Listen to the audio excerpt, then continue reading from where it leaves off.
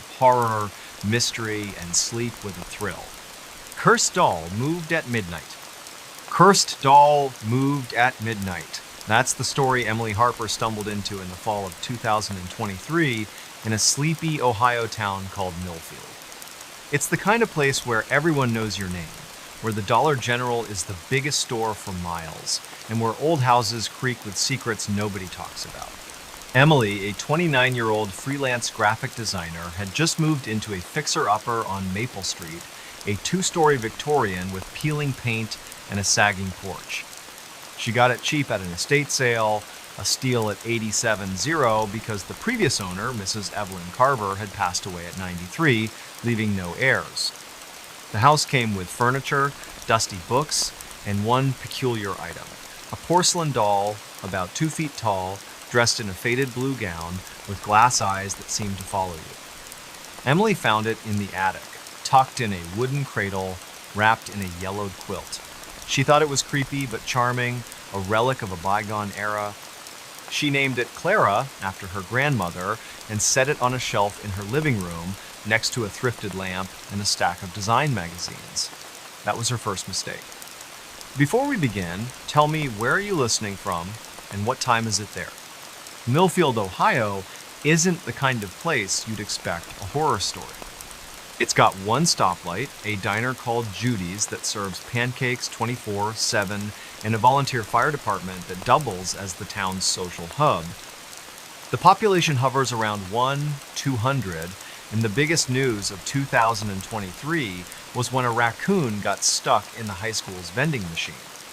But Emily, who grew up in Columbus and craved the quiet, loved it. She'd spend her days sketching logos for clients, sipping coffee on her porch, waving at neighbors like old Mr. Thompson, who walked his beagle every morning at 7:15 sharp. At night, she'd binge true crime podcasts, her AirPods drowning out the house's groans as the wind swept through the Appalachian foothills. It was peaceful, mostly, until October 17, 2023. That night, Emily was working late, her laptop glowing in the dim living room. The clock read 11:47 p.m. when she heard it, a soft thud, like a book falling off a shelf. She froze, her fingers hovering over the keyboard. The house was old, sure, but this wasn't the usual creak of settling wood. She muted her podcast, some episode about a missing hiker, and listened. Silence.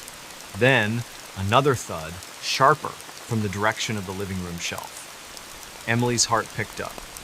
She grabbed her phone, turned on the flashlight, and tiptoed across the hardwood floor, her socks muffling her steps. The beams swept over the couch, the coffee table, the shelf.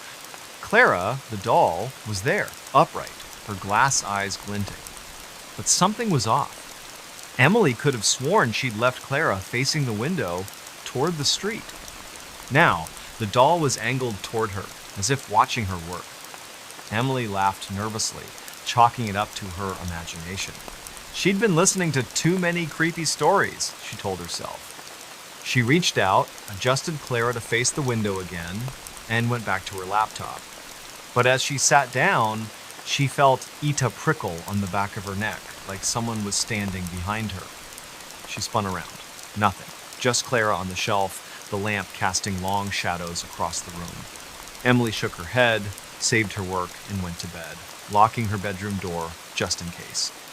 The next morning, October 18, Emily woke to her alarm at 7:00 a.m., the sun filtering through her curtains. She shuffled downstairs, brewed coffee, and glanced at the shelf.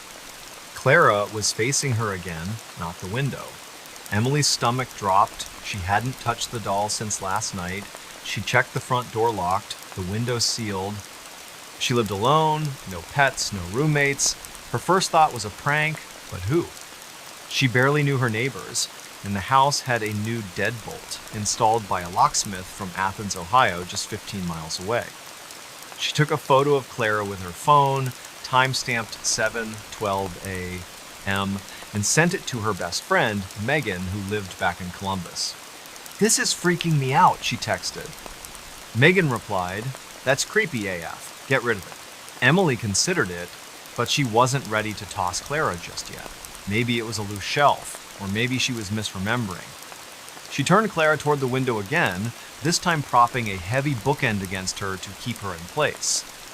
That day, Emily tried to focus on work, but her eyes kept drifting to the shelf. By 3:00 p.m., the bookend was still there, Clara unmoved. She felt silly, even recording a short video on her phone, narrating, "See, nothing weird? Just a doll." She posted it to her Instagram story, mostly for Megan, who'd been texting her doll memes all day. But that night, things got worse. At 11:59 p.m., Emily was brushing her teeth when she heard a scrape, like wood dragging across wood. She spit out her toothpaste, grabbed her phone, and crept downstairs. The living room was dark, the lamp off. She flicked on her flashlight. The bookend was on the floor, 6 feet from the shelf. Clara was facing her, her porcelain hands slightly raised, as if she'd pushed the bookend off herself. Emily's breath caught. She snapped a photo, timestamp 12:01 a.m., October 19, 2023, and backed away, her heart pounding. Emily didn't sleep that night. She sat on her couch, phone in hand, Googling Haunted Dolls, Ohio. She found stories about Annabelle, the famous possessed doll in Connecticut, and a local legend about a cursed toy in Chillicothe, 40 miles south. At 2:14 a.m., she called Megan, who answered groggily. "Em? It's the middle of the night," Megan said. Emily whispered, "It moved again, I swear." Megan, now awake, told her to leave the house, but Emily didn't want to run. She'd sunk her savings into this place. Instead, she decided to document everything, like a true crime host would. She set up her old GoPro camera, bought in 2021 for a trip she never took, to record the shelf overnight. She hit record at 3:07 a.m., the red light blinking, and went to bed, locking her door. On October 19, Emily woke at 8:00 a.m., her eyes gritty from lack of sleep. She checked the GoPro footage. At first, it was just the shelf, Clara motionless, the bookend still on the floor. But at 12:03 a.m., something happened. The footage showed Clara's head turning slowly toward the camera. No hands, no strings, just the doll moving on its own.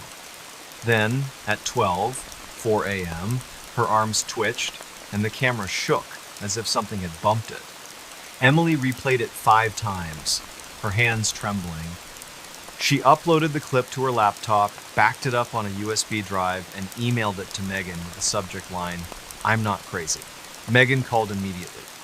"That's not normal, Em. Call someone. A priest, a psychic, anyone." Emily didn't know any psychics, but she remembered Mr. Thompson, her neighbor who'd lived in Millfield for 60 years. At 9:30 a.m., she knocked on his door, the GoPro footage on her phone. Mr. Thompson, a wiry man with a flannel shirt and a coffee mug, invited her in. His living room smelled of pipe, tobacco, and dog fur, his beagle snoring on a rug. Emily showed him the clip. His face paled. "That's Evelyn's doll," he said. She called it her little girl, never let anyone touch it. He told Emily that Evelyn Carver, the house's previous owner, had been obsessed with the doll, claiming it spoke to her. After Evelyn's husband died in 1987, she'd sit in her rocking chair talking to it for hours.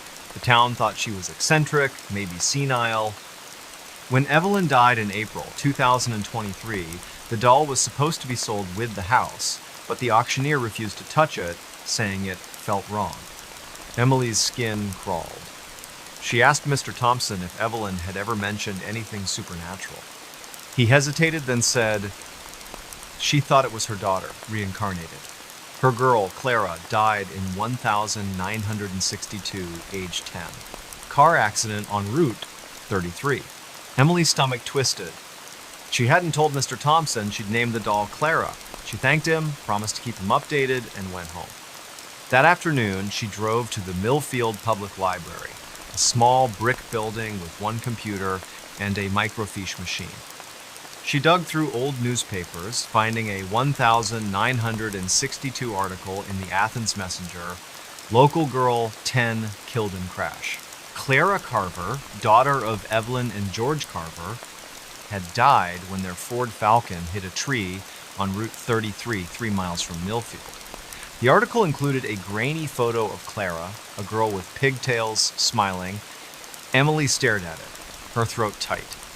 The doll's face wasn't identical, but the resemblance was uncanny.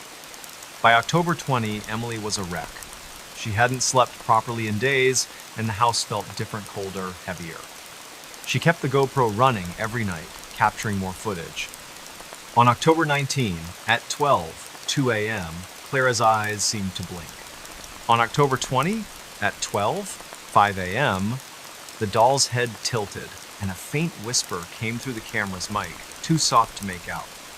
Emily sent the clips to a paranormal forum on Reddit, r/paranormal, under the username OhioHaunt23. The post got 40 upvotes in 12 hours, with users begging for updates. Some suggested burning the doll, others a cleansing ritual. One user, Ghost Hunter Cbus, claimed to be a paranormal investigator in Columbus and offered to visit. Emily agreed, desperate for answers. Ghost Hunter Cbus, whose real name was Derek Walsh, arrived on October 21 at 6:00 p.m. A stocky man in his 40s with a thermal camera, EMF meter, and a duffel bag of gear. He walked through the house, his EMF meter spiking near the shelf, reading 3.2 milligauss, far above the normal 0.1. "Something's here," Derek said, his voice calm but firm. He set up motion sensors around Clara and a voice recorder to capture EVP's electronic voice phenomena. At 10:00 p.m., they sat in the living room, lights off, the air thick with tension. Derek asked questions aloud. "Who are you? Why are you here?" At 11:58 p.m., the voice recorder picked up a response, a child's voice, clear as day, saying, "I'm Clara, stay with me." Emily's blood ran cold. Derek's face was grim. He'd heard EVPs before, but never this distinct. At midnight, the motion sensors went off. The GoPro, still recording, caught Clara's arms moving, lifting an inch, then dropping. Derek's thermal camera showed a cold spot, 10 degrees lower than the room, hovering over the doll. He told Emily the doll was a vessel, likely tied to Clara Carver's spirit, or something mimicking it. "It's not safe," he said. "You need to remove it." Emily nodded, but she was torn. She felt sorry for Clara, the girl, not the doll. What if the spirit was trapped, not evil? Derek stayed until 2:00 a.m., collecting more data, then left, promising to analyze the EVPs and return with a medium. On October 22, Emily tried to live normally, working on a logo for a client, a craft brewery in Cincinnati. But at noon, she heard a giggle from the living room. She froze, her pen dropping. The giggle came again, high-pitched, like a child's. She grabbed her phone, started recording audio, and walked to the shelf. Clara was facing her, the bookend on the floor again. The giggle stopped. Emily's audio caught nothing, but she was done doubting herself. That night, she wrapped Clara in the quilt, put her in a cardboard box, and drove to St. Paul's Catholic Church in Athens, 15 miles away. She left the box on the steps with a note, "Please bless or destroy, haunted." She didn't sign it. Emily expected relief, but the house felt worse. On October 23, at 12:03 a.m., her GoPro, still aimed at the empty shelf, recorded footsteps, small and deliberate, like a child's. The next night, her bedroom door, always locked, creaked open at 12:01 a.m. She called Derek, who returned on October 25 with a medium Lisa Marino, a 50-year-old woman with kind eyes and a rosary. Lisa walked the house, pausing at the shelf. "She's still here," Lisa said. "The doll was just a focus. Clara's spirit is tied to this place." Lisa performed a cleansing, burning sage, reciting prayers, sprinkling holy water. She told Emily to talk to Clara, to acknowledge her, to help her move on. That night, Emily sat in the living room alone at 11:55 p.m. She spoke softly. "Clara, I know you're here. I'm sorry you're scared. You don't have to stay. At midnight, the air shifted, lighter, like a window had opened. The GoPro caught nothing unusual. For the first time in days, Emily slept through the night. On October 26, she posted a final Reddit update, including the GoPro clips, EVP audio, and thermal data, which hit 0 upvotes. Derek and Lisa confirmed the spirit seemed gone, though Lisa warned Emily to stay vigilant. Emily still lives in the house. She keeps the shelf empty, the GoPro packed away. Sometimes, late at night, she thinks she hears a creak, but it's just the house, she hopes.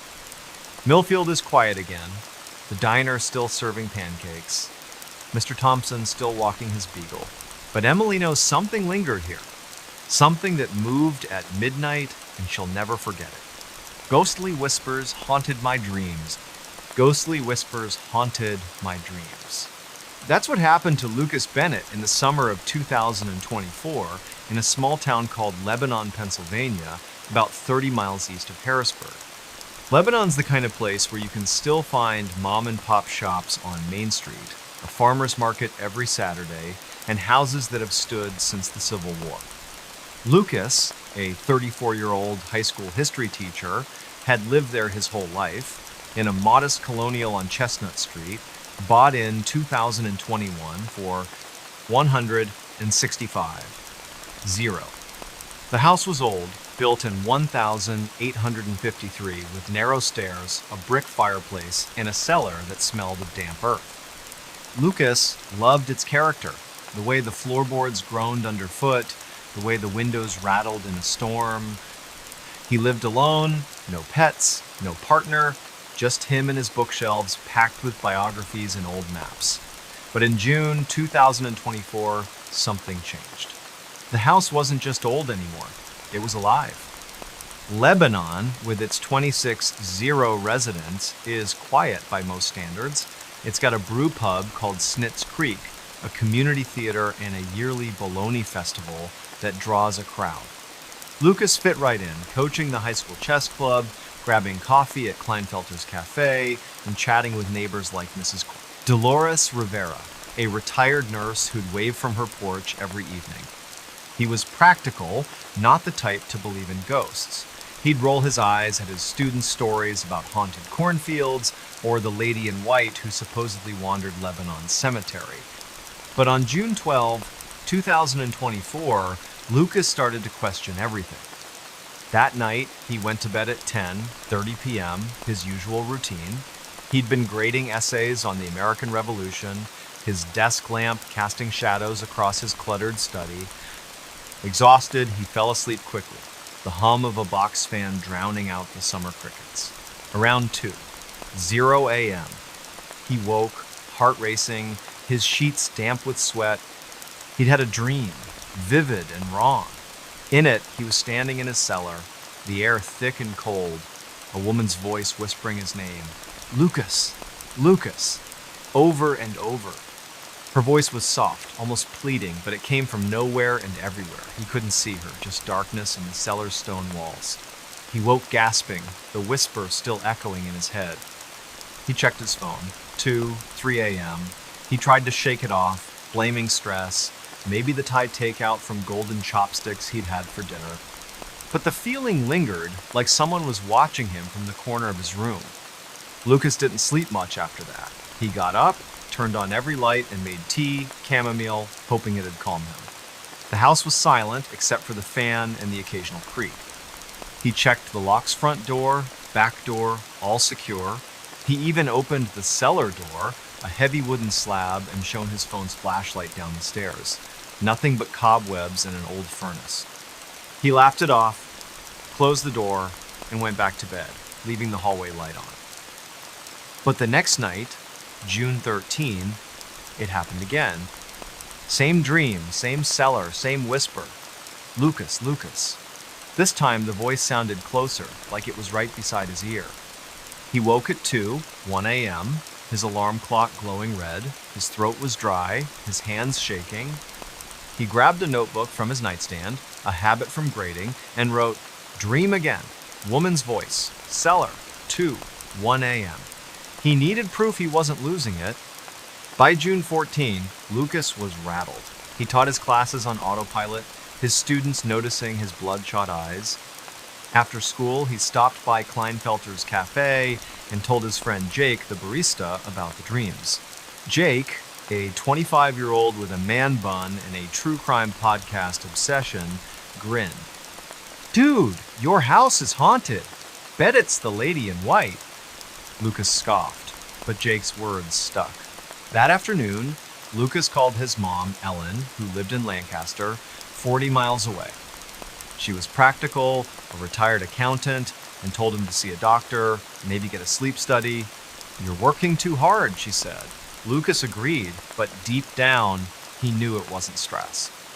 The whispers felt real, like they were reaching into his mind. On June 15, Lucas decided to document everything like a historian would.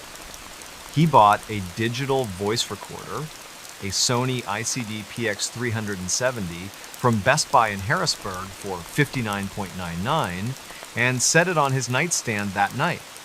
He hit record at 10:45 p.m., the red light blinking, and fell asleep. At 2 a.m., he woke from the same dream, the whisper louder, almost desperate, "Lucas, help me." He checked the recorder, his hands clumsy with adrenaline. The audio was clear. At 2:00 a.m., a woman's voice, faint but unmistakable, said, "Lucas, help me." No one else was in the house. Lucas played it back 3 times, his stomach churning. He texted Jake at 2:15 a.m., attaching the audio. Jake replied, "Holy crap, that's an EVP. You got a ghost, man." Lucas barely slept after that. On June 16, he drove to the Lebanon County Historical Society, a small museum on Cumberland Street, to dig into his house's past. The librarian, Ms. Patricia Klein, a 70-year-old with bifocals, helped him search property records. The house at 412 Chestnut Street had been built in 1853 by a merchant, Samuel Weiss. In 1876, it was sold to a family, the Morgans.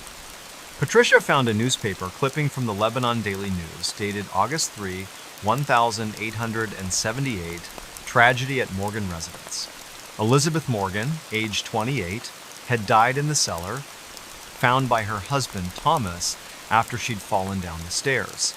The article called it an accident, but neighbors whispered about foul play. Thomas moved away a year later, and the house changed hands often, with owners complaining of strange noises. Lucas's skin prickled. Elizabeth, was that the voice? That night, June 17, Lucas set up the recorder again and added a webcam, a Logitech C920 he'd used for virtual classes in 2020, aimed at his bed. He wanted proof, something to show it wasn't just dreams. At 2:04 a.m., he woke, the whisper now a plea, "Lucas, find me." The recorder caught it clearer at 2:02 a.m. "Lucas, find me." The webcam footage was worse. At 2:03 a.m., a shadow moved across his room, human-shaped, near the foot of his bed. It wasn't a car's headlight, sheath curtains were drawn. Lucas uploaded the clip to his laptop, time-stamped, and backed it up on a hard drive.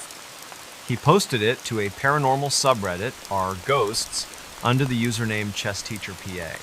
The post got 6 upvotes in 24 hours, with users urging him to leave or contact a medium.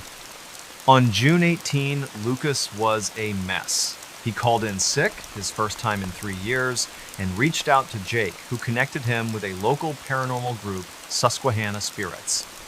Their leader, Karen Lutz, a 45-year-old former paramedic, visited that evening with an EMF meter, a spirit box, and a thermal camera.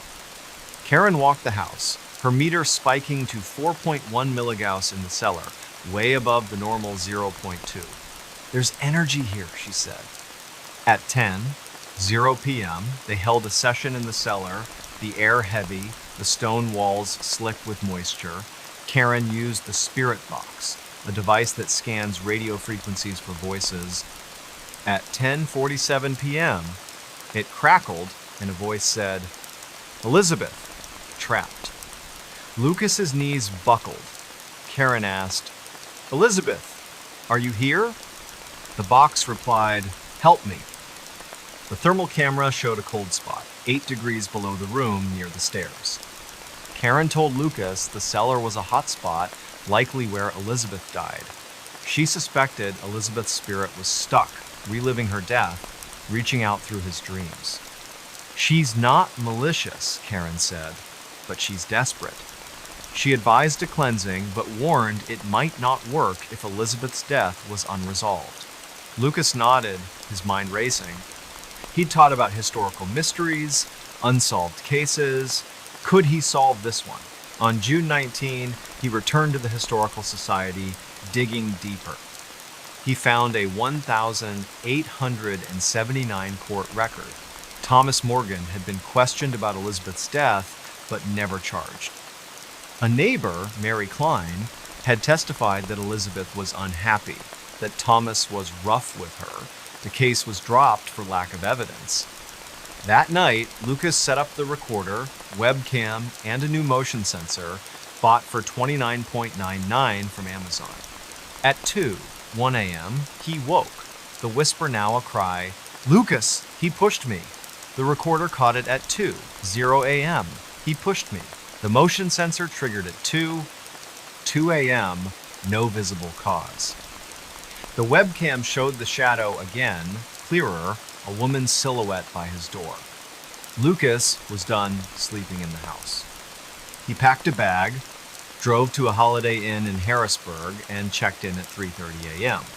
He called Karen, who agreed to bring a medium, Teresa Cole, for a second session. On June 20, Karen and Teresa, a 60-year-old with a calm voice and a cross necklace, met Lucas at the house. Teresa sensed Elizabeth immediately, describing a woman in a long dress, her hair pinned up, standing in the cellar. "She's angry," Teresa said. "Not at you, at him." They held a session at 9:00 p.m., Teresa speaking softly. "Elizabeth, you're safe." "Tell us what happened," the spirit box hissed, then said, "Thomas, stairs, pushed." Lucas's heart sank. Teresa performed a cleansing, burning white sage, reciting a prayer and placing salt at the cellar's entrance. She told Lucas to address Elizabeth, to acknowledge her pain. At 11:55 p.m., Lucas sat in the cellar alone and said, "Elizabeth, I hear you. I believe you. You can rest now." At midnight, the air lightened, the cellar less oppressive. The webcam, still running, caught no shadows. On June 21, Lucas slept in his bed, no dreams, no whispers. He posted a final Reddit update, including the EVP audio, webcam clips, and thermal data, hitting 12,000 upvotes. Karen and Teresa confirmed the energy had shifted, though Teresa warned spirits can linger. Lucas kept teaching, kept coaching chess, but he never opened the cellar door again.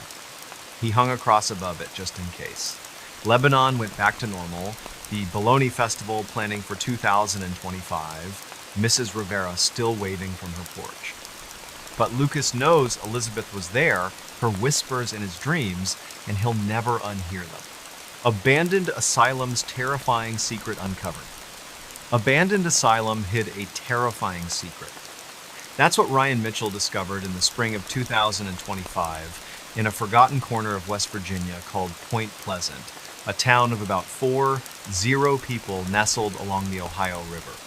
Point Pleasant is best known for the Mothman legend, a winged creature tied to a 1,967 bridge collapse, but Ryan's story has nothing to do with that. It's about the old Blackwell Asylum, a sprawling, decaying complex on the outskirts of town, shuttered since 1983.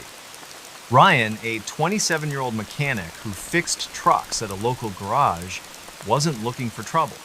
He was just curious, the kind of guy who'd watch Urbex videos on YouTube and dream of exploring. But on March 22, 2025, his curiosity led him to a place no one should have gone, and he uncovered something that still keeps him awake at night.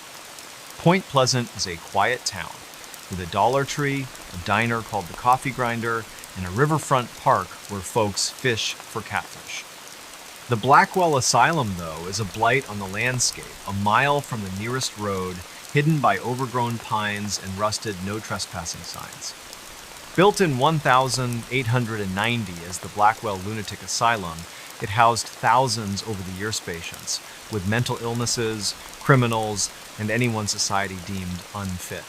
By the 1970s, reports of abuse, experimental treatments, and mysterious deaths had piled up, and the state closed it after a 1982 expose in the Charleston Gazette. Ryan knew the stories, whispered at the garage or over beers at Tudor's Biscuit World. Kids said the asylum was haunted, that screams echoed at night. Ryan didn't buy it. He figured the real horror was history, not ghosts, but he wanted to see it for himself. On March 22, Ryan and his buddy, Caleb Turner, a 25-year-old welder, planned a trip to Blackwell. They'd been talking about it for weeks, hyped by YouTube channels like Exploring with Josh.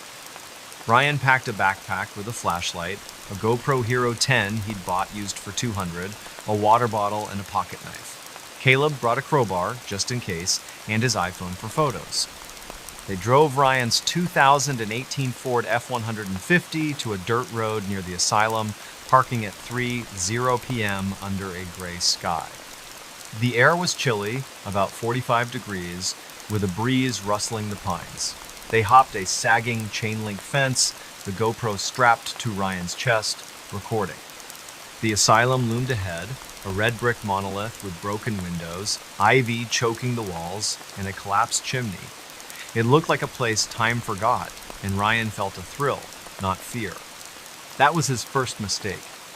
They entered through a side door, the lock long broken, and stepped into a hallway littered with debris-spilling paint, shattered tiles, and rusted gurneys.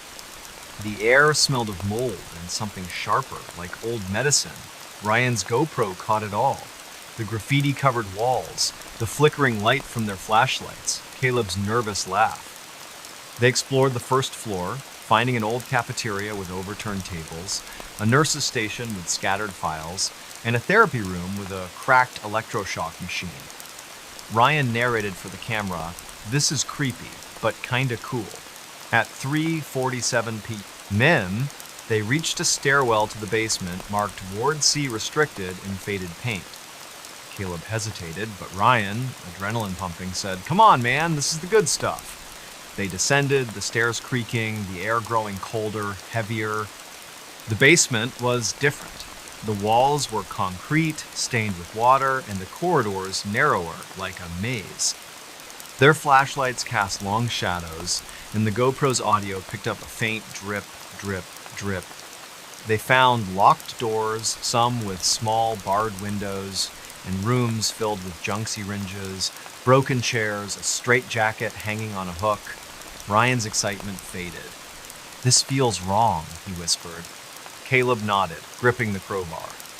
At 4:12 p.m., they reached a door labeled Observation Room 3. It was ajar, unlike the others.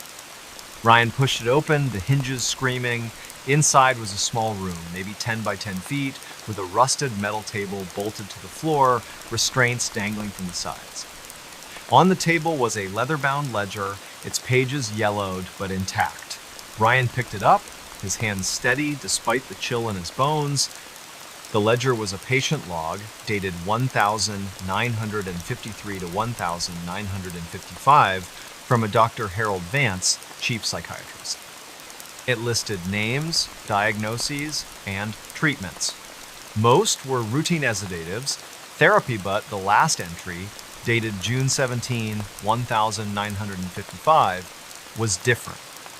It described patient 47, a woman named Margaret Lowe, age 32, admitted for hysteria. The note read, "Subject resistant to standard protocols. Initiated procedure 12. Results inconclusive. Subject terminated." Ryan's stomach twisted. Terminated? He flipped the page, finding a sketch. A woman strapped to a table, wires attached to her head, a machine labeled Project Echelon. Caleb, looking over his shoulder, said, "Dude, this is bad. We should go." But Ryan couldn't stop. He slipped the ledger into his backpack, the GoPro still rolling, time-stamped 4:19 p.m. That's when they heard it. A low moan, like someone in pain, coming from deeper in the basement. Ryan froze, his flashlight shaking.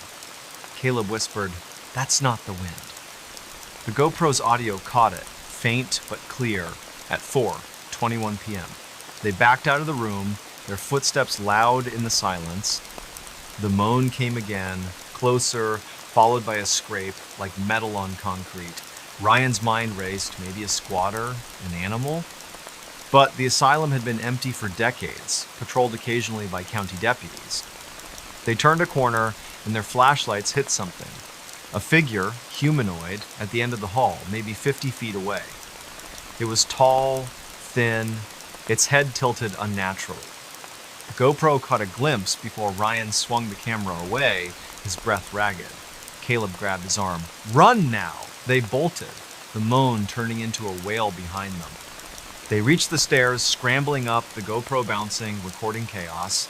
At the first floor, they didn't stop, sprinting through the hallway, out the side door, and over the fence. They didn't look back until they were in the truck. Doors locked at 4:37 p.m. Ryan's hands shook as he stopped the GoPro. Caleb was pale, muttering, "What was that?" Ryan didn't answer. He drove straight to his apartment on Walnut Street, a one-bedroom above a laundromat. There, they watched the footage. The figure in the hall was blurry but real, its eyes reflective, like an animal's, but its body too human.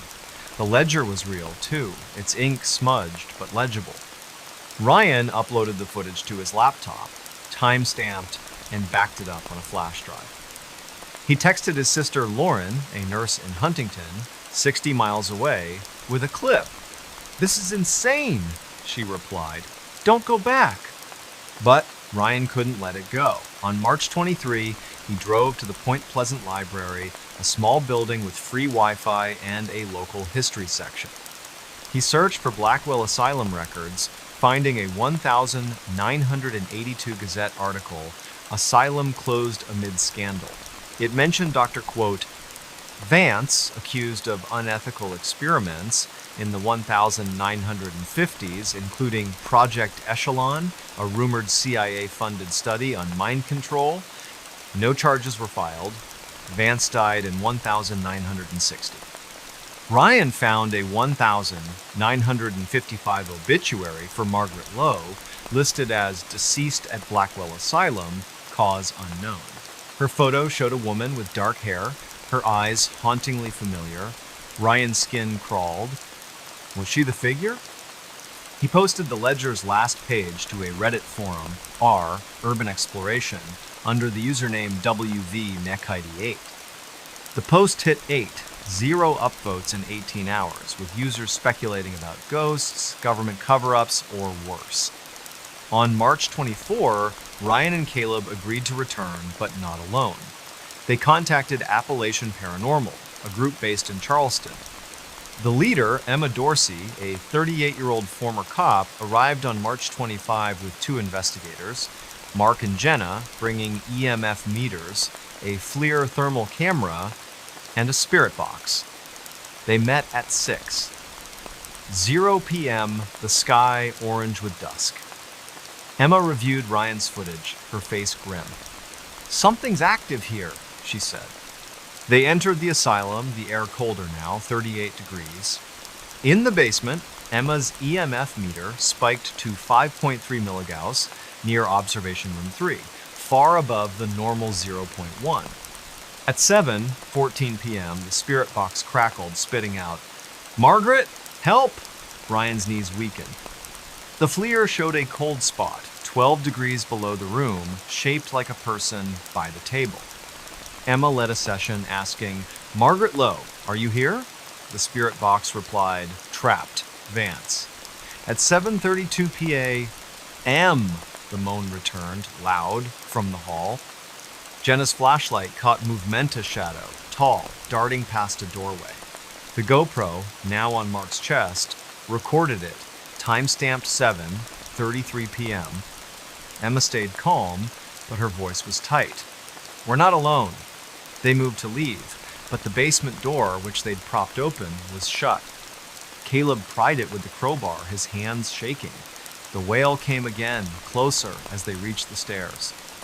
At the first floor, they ran, exiting at 7:49 p.m., the asylum silent behind them. Back at Ryan's apartment, Emma analyzed the data.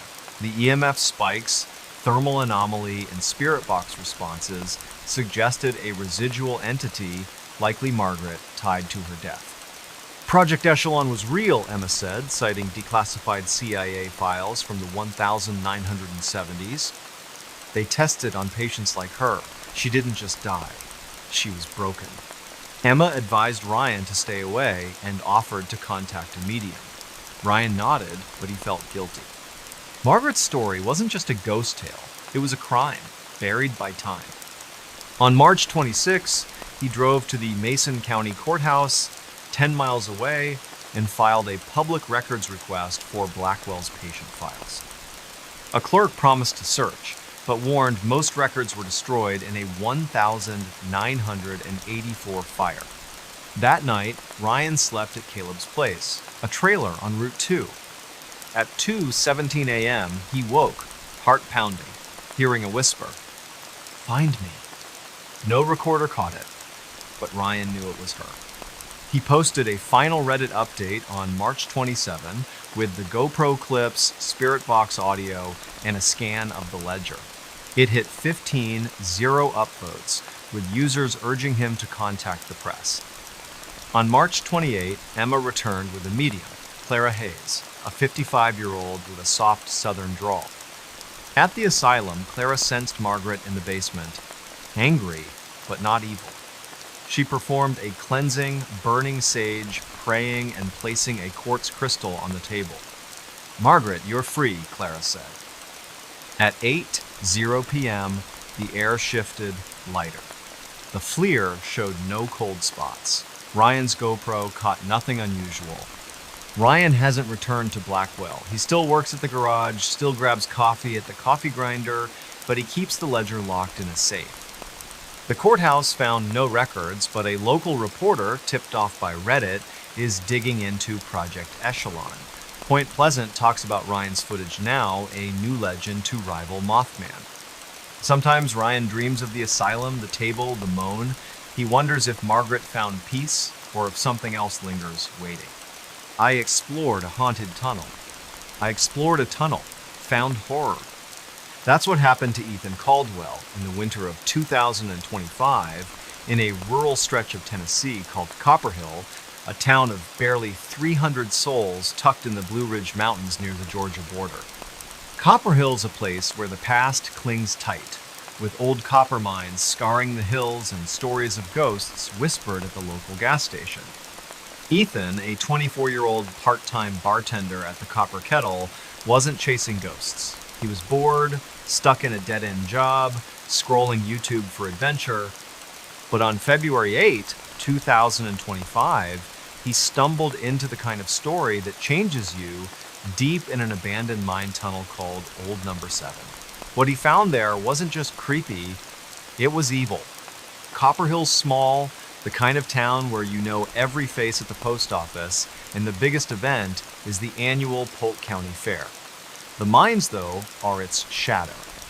They boomed in the 1800s, pulling copper from the earth, but by the 1980s they'd shut down, leaving tunnels like Number 7 to rot.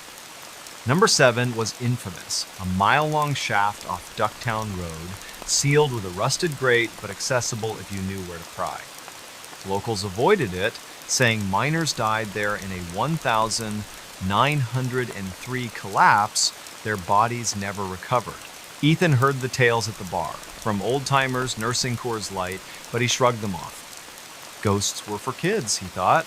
On February 8, after a slow shift, he decided to check it out, spurred by a Reddit thread on r abandoned places about Tennessee's haunted mines. Ethan didn't go alone. He roped in his cousin Mia Torres, a 22-year-old cashier at Food City in McKaysville, 5 miles away. Mia was skeptical but game, always up for a dare. They met at Ethan's trailer at 2:00 p.m., the sky heavy with snow clouds. Ethan packed a backpack, a Phoenix flashlight, a GoPro Hero 9 he'd won in a 2023 raffle, extra batteries, a granola bar, and a Leatherman multi-tool. Mia brought her iPhone 13 and a can of mace, just in case. They drove Ethan's 2015 Jeep Cherokee to Ducktown Road, parking near a faded sign for the mine, half buried in kudzu. The air was frigid, 28 degrees, the ground crunchy with frost. Ethan strapped on the GoPro, hit record, and grinned at Mia. "Ready to be famous?" he said. Mia rolled her eyes, but followed him to the grate, which hung loose, bolts rusted through. They slipped inside at 2:37 p.m., the tunnel swallowing them whole. The entrance was narrow, about 6 feet high, the walls rough-hewn rock, glistening with damp. The air smelled of wet stone and something sour, like decay. Ethan's flashlight cut through the dark, the GoPro capturing their steps, Mia's sneakers scuffing gravel. The tunnel sloped down, the temperature dropping to the low 20s. They found relics of the mine's past. A rusted pickaxe, a broken lantern, wooden beams sagging under decades of neglect. Ethan narrated, "This is number 7, supposedly haunted." Mia snorted, her breath visible. "It's just a hole, Ethan." But at 2 p.m., 200 yards in, they heard it. A faint knock, like metal on rock, echoing from deeper in the tunnel. Ethan paused, the GoPro's audio catching it, time-stamped. "You hear that?" he whispered. Mia nodded, her mace now in hand. They pressed on, the knocks growing louder, irregular, like someone tapping Morse code. At 1 p.m., they reached a fork, the tunnel splitting left and right. The left path was collapsed, a pile of rubble blocking it, but the right path opened into a wider chamber, maybe 20 feet across, with a low ceiling. The GoPro caught something odd, a circle of stones arranged deliberately in the chamber's center. Inside the circle were bones, small, maybe animal, and a rusted miner's helmet, its leather strap rotted. Ethan knelt, his flashlight on the helmet, and saw scratches inside, forming letters JH1903. His gut tightened. "This is messed up," he said. Mia, filming on her iPhone, agreed. "Let's go back." But the knocks came again, closer, from the tunnel's right path beyond the chamber. Ethan, curiosity outweighing fear, said, 5 more minutes. That was his mistake. They followed the right path, the tunnel narrowing, the ceiling brushing Ethan's hair. At 3:14 p.m., the GoPro's light flickered, though the batteries were fresh. The knocks stopped, replaced by a low hum like a distant machine. Ethan's flashlight caught something ahead, a wooden door, half rotted, set into the rock. It wasn't on any mine map he'd seen online. The door had no lock, just a crude handle and carving symbols, maybe runes, etched deep. Ethan pushed it, the wood groaning, and it opened to a small room, maybe 8 by 8 feet. Inside was a stone slab, like an altar, stained dark, with chains bolted to the corners. On the slab lay a single object, a miner's pickaxe, its handle cracked, the blade crusted with something brown. The GoPro recorded it, time-stamped 3:18 p.m. Mia whispered, "This isn't right, Ethan. Let's go now." Before they could move, the hum became a voice, guttural, unintelligible, coming from the walls. Ethan swung his flashlight, the beam catching Movementa shadow, tall, hunched, darting across the room's far wall. The GoPro caught it, a blurry shape at 3:19 p.m. Mia screamed, dropping her phone, the screen cracking. Ethan grabbed her arm and they ran, the voice growing louder, words forming, "Stay, mine." The door slammed shut behind them, though no one touched it. Ethan yanked it open, the hinges splintering, and they sprinted back through the chamber, past the stone circle, the knocks now a deafening clang, like hammers on steel. The tunnel seemed longer, the air thicker, their flashlights dimming.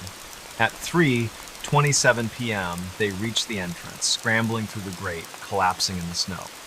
Ethan's GoPro was still recording, the battery at 5%. They drove to Mia's apartment in McKaysville, a duplex near the Taco River, and watched the footage, their hands shaking. The shadow was real, its outline jagged like it wore tattered cloth.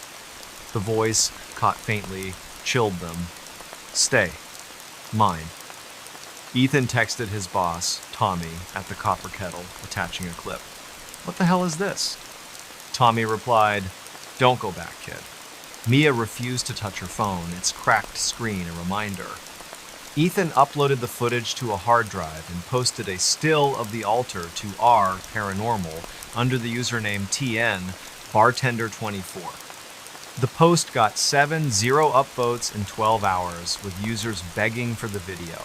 Some mentioned a local legend, number 7 wasn't just a mine. It was a ritual site, tied to a 1,903 cult of miners who offered workers to something in the earth. On February 9, Ethan visited the Polk County Historical Society in Benton, 10 miles away, a one-room museum with mining exhibits. The curator, Mrs. Evelyn Price, 68, paled when Ethan showed her the helmet's photo. "That's Jonah Hale," she said. "Foreman in 1903, vanished after the collapse. Some said he led a group, not a union, something darker."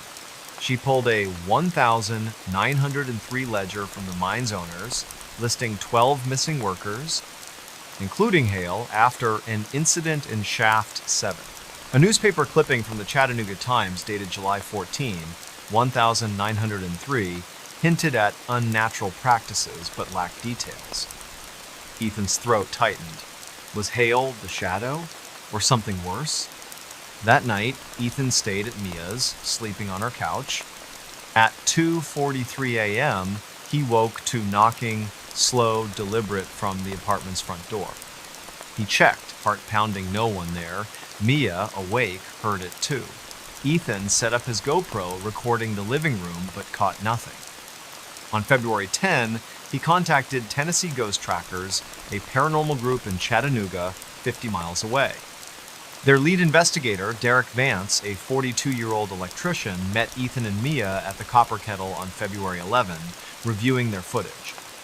"That's not human," Derek said of the shadow.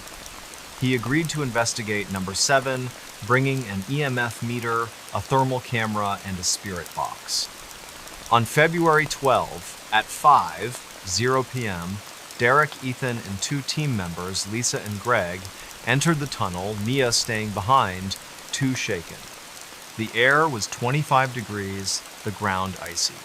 Derek's EMF meter spiked to 4.8 milligauss near the altar room, far above the normal 0.1. At 5:32 p.m., the spirit box hissed, spitting out, "Jonah! Blood!" Ethan's stomach dropped. The thermal camera showed a heat signature, human-shaped, by the altar, though no one stood there, time-stamped 5:34 p.m.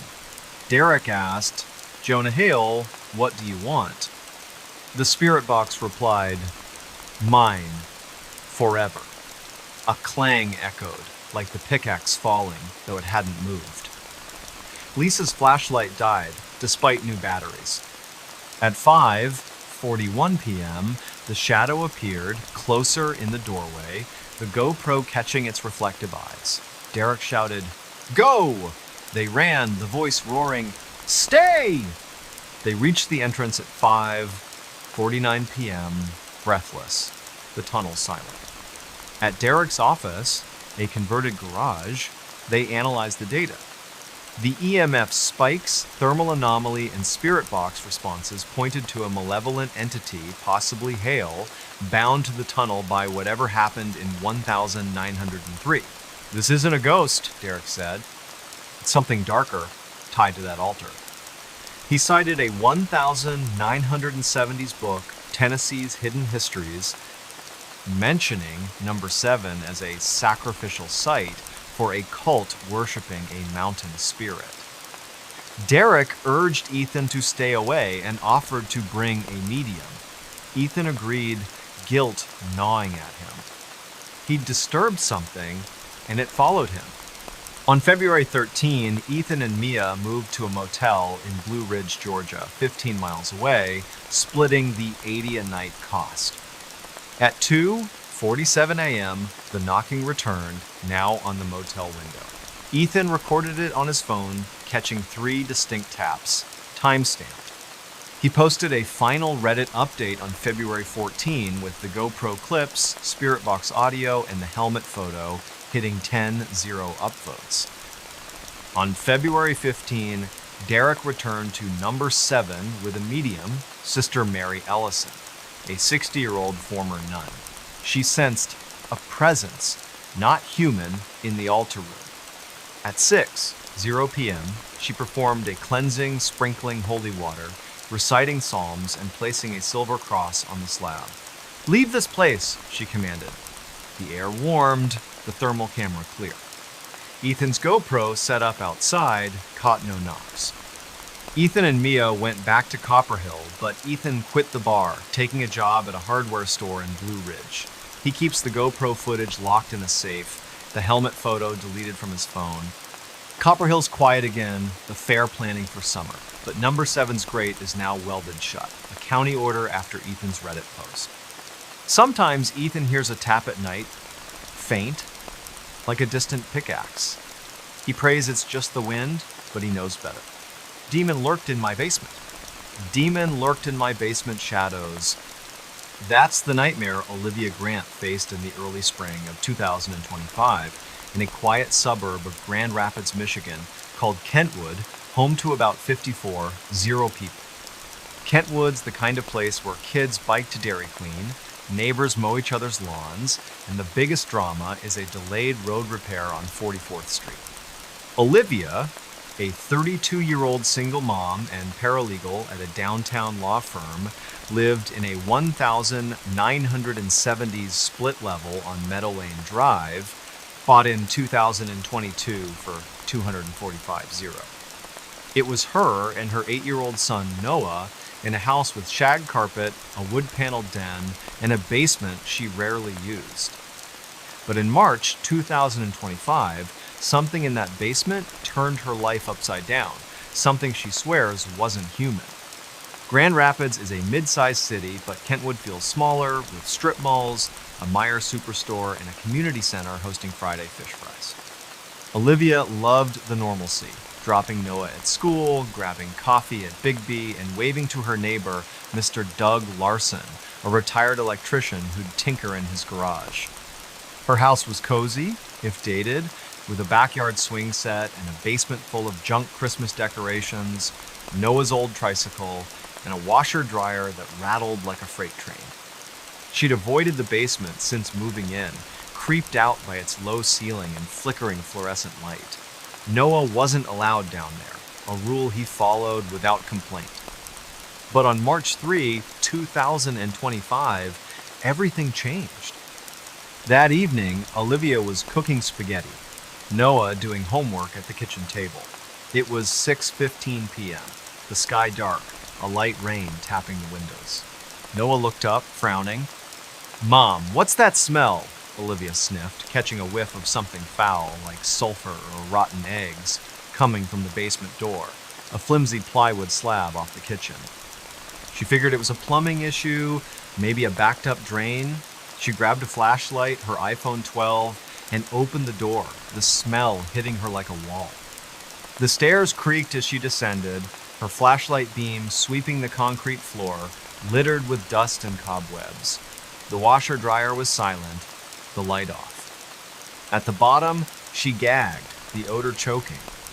Her phone's flashlight caught something odd, a dark smear, like oil, on the wall near the furnace, forming a rough shape, maybe 3 feet tall, human-like but distorted. She snapped a photo, time-stamped 6:22 p.m., and backed up, her skin prickling. That's when she heard it, a low growl, not animal, not mechanical, coming from the corner where the smear was. She ran upstairs, slamming the door, her heart pounding. Olivia didn't tell Noah, not wanting to scare him. She locked the basement door, a cheap knob lock, and texted her friend Jenna, a realtor in Grand Rapids. "Weird smell in basement. Creepy vibe. Plumber?" Jenna replied. "Could be mold. Call someone tomorrow." Olivia tried to sleep, but the growl echoed in her mind. At 2:47 a.m., she woke to a thud, like something heavy falling downstairs. She checked her phone's security app, linked to a Blink camera in the living room. The feed was normal, but the basement door was ajar, though she'd locked it. She grabbed a baseball bat from Noah's room, crept to the kitchen, and shut the door, sliding a chair under the knob. Nothing else happened, but she didn't sleep. Her phone opened to 911. On March 4, Olivia called a plumber, Mike's Plumbing, from Kentwood. Mike, a burly guy in his 50s, arrived at 10:00 a.m., checked the basement, and found no leaks or sewer issues. "That smell's not normal," he said, eyeing the smear, now fainter. "Might be a dead animal in the walls." He suggested an exterminator and left, refusing to charge her. Olivia took another photo of the smear, time-stamped 10:32 a.m., noting it looked less distinct, like it was fading. She worked from home that day, keeping Noah upstairs, but the house felt wrong, the air heavy, like a storm was coming. At 7:00 p.m., Noah, coloring in the den, said, "Mom, someone's whispering." Olivia froze. She heard nothing, but Noah pointed to the basement door. "Down there." She grabbed him, locked them in her bedroom, and called Jenna, who came over at 7:30 p.m. Jenna, practical, suggested a carbon monoxide detector, but Olivia knew it wasn't that. Her detector, installed in 2022, was fine. On March 5th, Olivia bought a digital voice recorder, a Zoom Honin for $99 at Best Buy, and a Wisecam for $34, setting it up to face the basement door. She hit record at 8:00 p.m., the house quiet, Noah asleep. At 2:51 a.m., she woke to another thud, louder, like metal on concrete. The Wisecam's app showed the basement door open, swinging slowly, time-stamped 2:50 a.m. She checked the recorder, her hands shaking. At 2:49 a.m., it caught a voice, deep guttural, saying, "Leave, now." No one was in the house but her and Noah. She grabbed Noah, still half asleep, and drove to a Holiday Inn on 28th Street, checking in at 3:20 a.m. She texted Jenna the audio clip, who called, voice trembling, "Liv, that's not human. Stay out." Olivia didn't return home that day. On March 6th, she took Noah to her mom's house in Holland, 30 miles away, and contacted a local priest, Father Michael Reed, from St. Mary's Church in Kentwood. Father Reed, a 60-year-old with a calm demeanor, met her at a Starbucks at 1:00 p.m. She showed him the photos, wise footage, and audio. He didn't dismiss her, saying, "Evil can linger in places. I'll check the house." That afternoon, Olivia and Father Reed entered the house, Noah staying with her mom. The smell was gone, but the basement felt colder, 10 degrees below the main floor, though the thermostat read 68. Father Reed sprinkled holy water, prayed, and placed a crucifix on the basement wall. At 2:15 p.m., the Wisecam, still running, caught a shadow, tall and jagged, crossing the basement stairs, time-stamped. Father Reed's face tightened. "This is beyond me," he said. He referred her to a paranormal investigator, Karen Holt, based in Lansing, 70 miles away. On March 7, Olivia met Karen, a 45-year-old former journalist, at the house. Karen brought an EMF meter, a thermal camera, and a spirit box. She walked the basement, her meter spiking to 6.2 milligauss near the smear, now barely visible, far above the normal 0.1. At 3:00 p.m., the spirit box crackled, spitting out, "Mine, stay." Olivia's knees buckled. The thermal camera showed a cold spot, 15 degrees below the room, shaped like a figure near the furnace, time-stamped 3. 4 p.m., Karen asked, "Who are you? Why here?" The spirit box replied, "Bound. Anger." Karen's voice was steady but firm.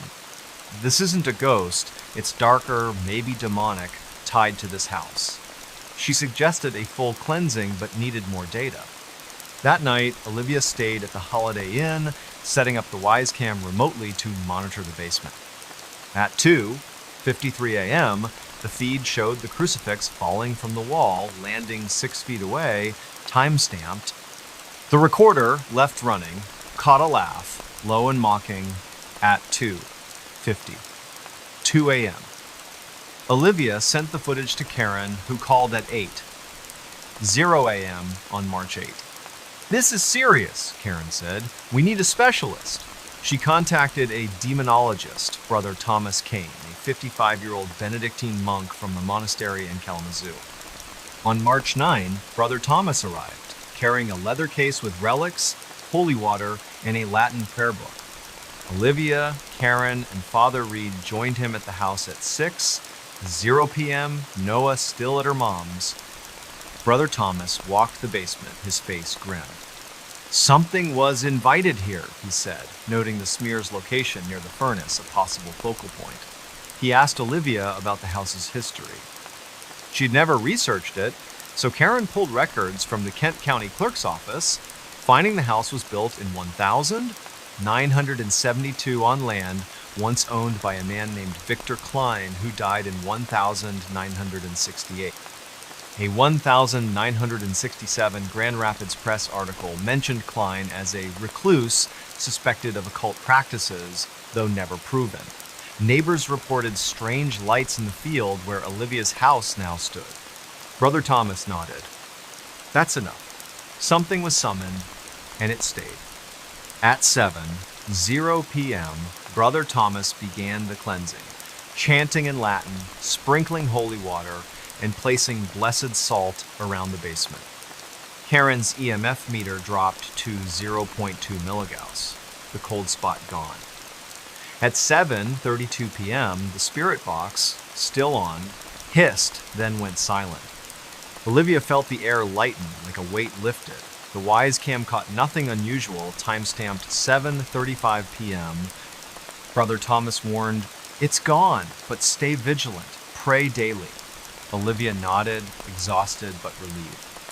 She and Noah returned home on March 10. The basement door locked, a new crucifix hung.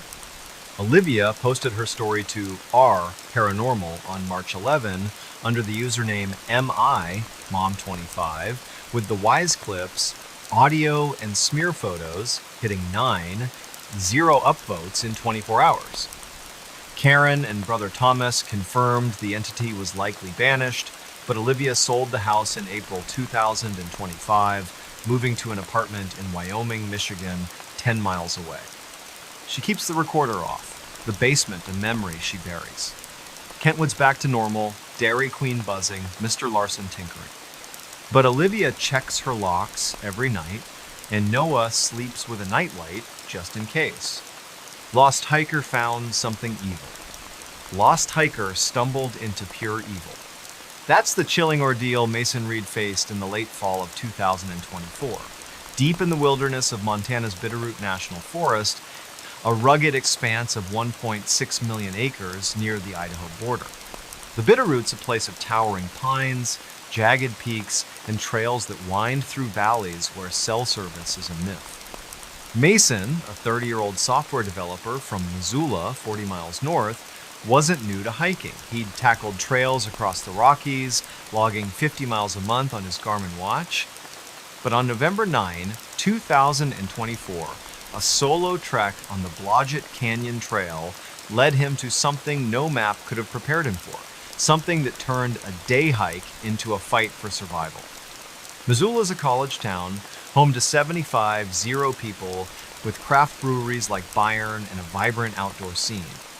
Mason fit right in, spending weekends climbing, kayaking, or hiking with his border collie Riley, who stayed home that day. He lived in a rented bungalow on Higgins Avenue, bought his gear at REI, and followed local hiking forums on Reddit like r Montana Outdoors. The Blodgett Canyon Trail, a 12-mile out and back in the Bitterroot, was his pick for November 9, drawn by its granite cliffs and solitude. He told his roommate Nate, a 28-year-old barista, he'd be back by 6:00 p.m. Mason packed light: a Osprey backpack, a Nikon's 50 camera, a Garmin GPS, a headlamp, water, trail mix, and a first aid kit. He drove his 2020 Subaru Outback to the trailhead, 20 miles west of Hamilton, arriving at 8:00 a.m.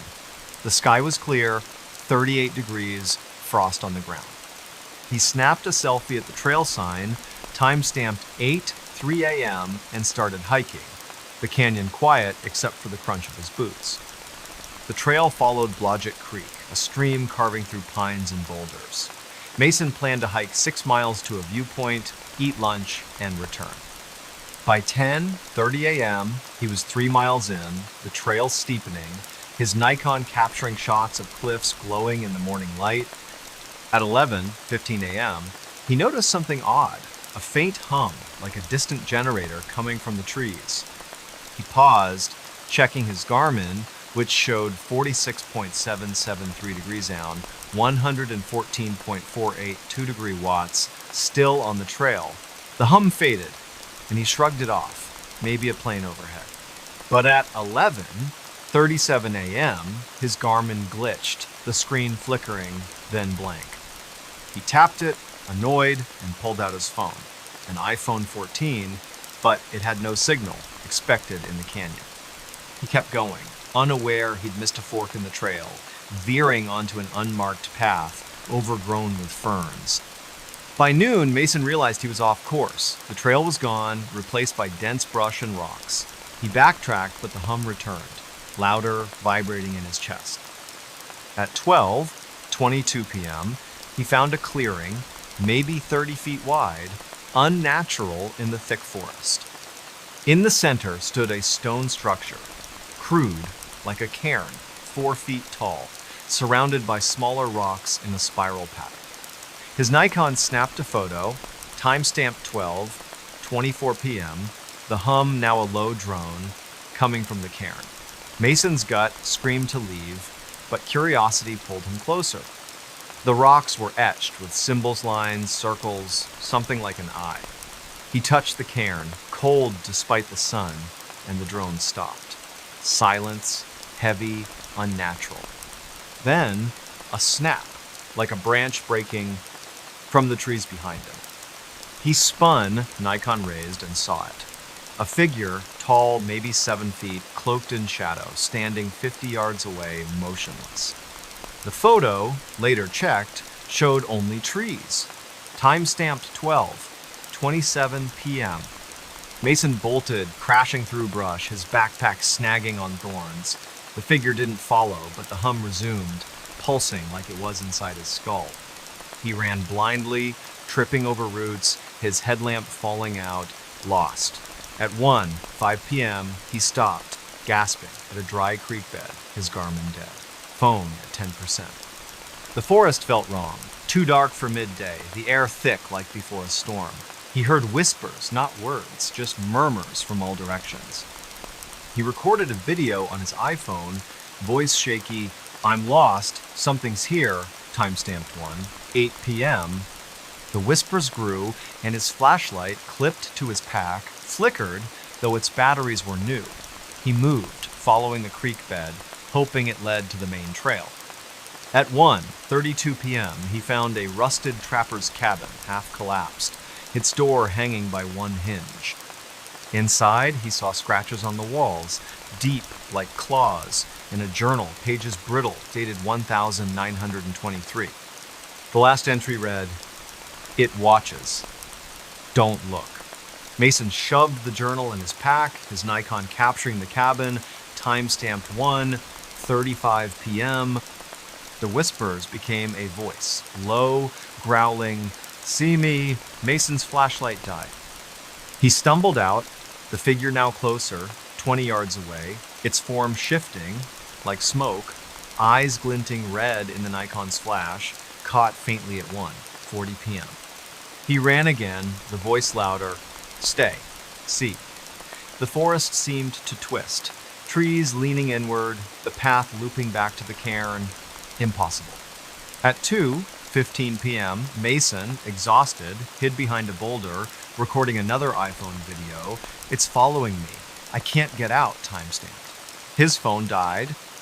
The hum was deafening now, his head throbbing. He saw the figure again, closer, its shape clear gaunt, limbs too long, no face, just those eyes. He screamed, running, tripping, until he hit the main trail. Somehow, at 3:00 p.m., the hum fading, the figure gone. He staggered to the trailhead, collapsing in his Subaru. At 4:47 p.m., the Nikon's battery dead, but the journal still in his pack. Mason drove to a gas station in Hamilton, the Bitterroot Quick Stop, and called Nate at 5:03 p.m., voice hoarse, "I'm alive." Something was out there. Nate met him at the gas station, pale when he saw Mason's scratched face and torn jacket. They watched the Nikon photos and iPhone videos, the figure's eyes barely visible, the Karen symbol stark. Mason texted his sister Ellie, a teacher in Bozeman, 200 miles away, with a photo of the journal. "What is this?" She replied, "Get help." Mason posted the clearings photo to R Paranormal under the username MTHiker24, hitting 6-0 upvotes in 12 hours. Users speculated about skinwalkers, wendigos, or something older, tied to native Salish legends of shadow beings in the Bitterroot. On November 10, Mason visited the Missoula Public Library, a modern building with a Montana history section. He showed the journal to a librarian, Dr. Susan Klein, a 62-year-old historian. She recognized the symbols as similar to Salish warnings meant to mark forbidden places. The journal belonged to a trapper, Amos Reed, no relation to Mason, who vanished in 1923. A 1923 Missoulian article reported Amos's cabin found empty, walls scratched, his rifle unfired. Dr. Klein warned Mason, "Some places are left alone for a reason." He dug deeper, finding a 1978 Forest Service report of missing hikers near Blodgett Canyon with strange markings, noted but unexplained. Mason's stomach churned. Was the cairn a marker, a trap? That night, at his bungalow, Mason couldn't sleep. At 2:33 a.m., he heard the hum faint outside his window. He grabbed his Nikon, but the battery, charged that day, was dead. He set up his iPhone to record, catching a whisper, "See me," timestamped, 2:35 a.m. He called Nate, who crashed on his couch, both too scared to sleep. On November 11, Mason contacted Big Sky Paranormal, a Missoula-based group. Their leader, Travis Cole, a 39-year-old ex-Marine, met Mason at Bayern Brewery, reviewing the footage. "That's not a ghost," Travis said. "It's something else." He agreed to investigate the trail, bringing an EMF meter, a thermal camera, and a spirit box. On November 12, at 7:00 a.m., Travis, Mason, and two investigators, Rachel and Ben, hiked to the clearing. Riley left it home. The cairn was still there, the symbols sharper in daylight. Travis's EMF meter spiked to 5.7 milligauss, far above the normal 0.1, time-stamped 8:22 a.m. The thermal camera showed a cold spot, 10 degrees below the forest, hovering over the cairn, time-stamped 8:25 a.m. At 8:30 a.m., the spirit box crackled, spitting out, "Leave! Eyes!" Mason's throat tightened. Rachel's flashlight flickered, and Ben saw movement branches bending, no wind. The hum returned, low, and Travis's camera caught a shadow, fleeting, at 8:37 a.m. "We're done," Travis said, voice steady but urgent. They hiked out, the hum fading, reaching the trailhead at 10:15 a.m. At Travis's office, a rented space near the university, they analyzed the data. The EMF spikes, thermal anomaly, and spirit box suggested a non-human entity possibly tied to the land. Travis cited Salish oral histories, shared by a tribal elder in 2020, about watchers in the Bitterroot guarding sacred sites. You disturbed it, Travis told Mason. It followed you. He arranged for a Salish elder, Joseph Black Elk, 70, to perform a ceremony. On November 13 at 6:00 p.m., Joseph met Mason at the trailhead, not the clearing, for safety. He burned cedar, sang a prayer, and scattered tobacco, asking the entity to return to the earth. The air felt lighter. The Nikon, now working, catching no anomalies, timestamped 6:45 p.m. Mason posted a final Reddit update on November 14 with the iPhone audio, Nikon photos, and thermal data hitting 12-0 upvotes. He hasn't hiked since, sticking to Missoula's breweries and gym.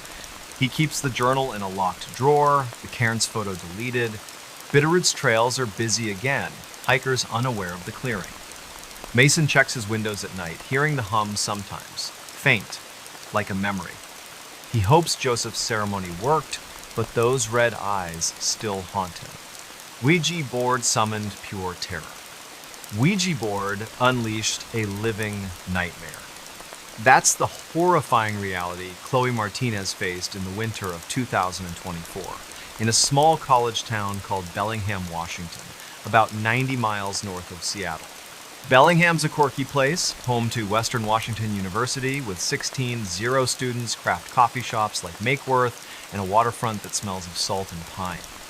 Chloe, a 21-year-old junior majoring in environmental science, lived in an off-campus rental on Indian Street, a creaky craftsman house shared with 3 roommates. She wasn't into the occult, more likely to be found at a climate rally than a seance. But on December 14, 2024, a seemingly harmless game with a Ouija board, bought on a whim, opened a door to something she can't explain, something that still haunts her. Bellingham's got a laid-back vibe, with farmers markets, microbreweries like Aslan, and trails in Whatcom Falls Park where students jog. Chloe's house, rented for $2.00 a month, was typical for the area built in 1925, with a sloped porch, stained glass windows, and a basement they used for storage. Her roommates were Mia, a 22-year-old art major, Liam, a 21-year-old computer science student, and Ava, a 20-year-old psychology major. They were tight, hosting game nights, splitting Costco runs, and joking about the house's quirks, like doors that wouldn't stay shut. Chloe, practical and skeptical, rolled her eyes at Mia's tarot cards and Liam's ghost hunting apps. But when Ava brought home a Ouija board from a thrift store, the Rusty Anchor, for $5, Chloe agreed to try it, mostly for laughs. It was a cold Saturday night, 34 degrees, rain drumming the roof, and they were bored, finals done, campus quiet. At 8:00 p.m., they gathered in the living room, the board on a coffee table, surrounded by empty pizza boxes and a flickering lavender candle. Chloe set up her iPhone 13 to record, propped on a bookshelf, time-stamped 8:02 p.m., thinking it'd be funny for TikTok. Mia lit incense, sandalwood, and dimmed the lights. The board was old, wood-worn, letters faded, the planchette a chipped triangle. They placed their fingers on it, giggling, and Ava asked, "Is anyone here?" The planchette twitched, sliding to yes. Chloe assumed Mia was pushing it, but Mia's eyes were wide. Liam asked, "What's your name?" The planchette spelled E-L-I-S-E. Chloe laughed. "Nice try, guys." But the air felt heavier, the candle flickering, though no windows were open. At 8:07 p.m., the iPhone video caught a shadow, brief, crossing the wall behind them, unnoticed at the time. Ava, spooked, asked, "Elise, are you friendly?" The planchette jerked to no. Chloe's stomach tightened, but she pressed on. "What do you want?" The board spelled stay, then you, fast, the planchette shaking. Liam pulled his hands back. "I'm out." Mia snapped, "Don't break the circle." The candle went out, smoke curling. At 8:11 p.m., the iPhone still recording. A knock came from the basement door, 3 slow thuds echoing in the quiet house. Chloe froze, her pulse racing. They hadn't touched the basement all night. Its lock rusted, key lost. She grabbed her phone, stopped the video, and flicked on the lights. The planchette was upside down, though no one had moved it. They shoved the board under the couch, agreeing to never touch it again. But that was just the start. That night, Chloe couldn't sleep. At 2:13 a.m., she woke to whispers, not words, just murmurs, from her closet. She checked, finding only clothes, but her iPhone, charging on her nightstand, had recorded audio, timestamped 2:12 a.m., capturing a voice, faint, saying, "See you." She texted the group chat. "Anyone awake? This is creepy." Mia replied, "Heard something too." Footsteps. They met in the kitchen, bleary-eyed, and played the audio, their faces pale. Liam suggested burning the board, but Ava, who'd read horror forums, said that could make it worse. At 3:00 a.m., they heard another knock, louder, from the basement. Chloe grabbed a flashlight and a kitchen knife, Liam behind her with a baseball bat. The basement door was ajar, the lock dangling, broken. They didn't go down, slamming it shut, piling chairs against it. On December 15, Chloe skipped her morning class, too shaken. She drove to the Rusty Anchor, a cluttered shop near the bay, and asked the clerk, a 60-year-old named Barb, about the board. Barb frowned. That came from an estate sale. Old lady on Maple Street died last month. She gave Chloe the address, 1427 Maple, and a name, Elise Thornton, 87, no family. Chloe visited the Bellingham Public Library, a brick building with free Wi-Fi, and searched obituaries. A November 2024 Bellingham Herald notice confirmed Elise's death. Passed peacefully at home, no cause listed. A 1985 article mentioned Elise as a recluse, rumored to dabble in spiritualism after her husband's death in a 1979 mill accident. Chloe's skin crawled. Was Elise tied to the board? That afternoon, Chloe bought a digital voice recorder, a Tascam DR5X for $89 at Guitar Center, and set it up in the living room. At 7:00 p.m., the roommates gathered, the board still under the couch, untouched. The recorder caught knocks, soft, at 7:14 p.m. from the basement, though no one was down there. Mia, trembling, suggested a medium, but Liam wanted to call campus security. Chloe, desperate, posted the iPhone video to R Paranormal under the username WA-Student21, hitting 50 upvotes in 10 hours. A user, PNW Ghost, suggested a local paranormal group, Cascadia Spirits. Chloe emailed them, attaching the audio, and got a reply from their leader, Ethan Wells, a 35-year-old former paramedic.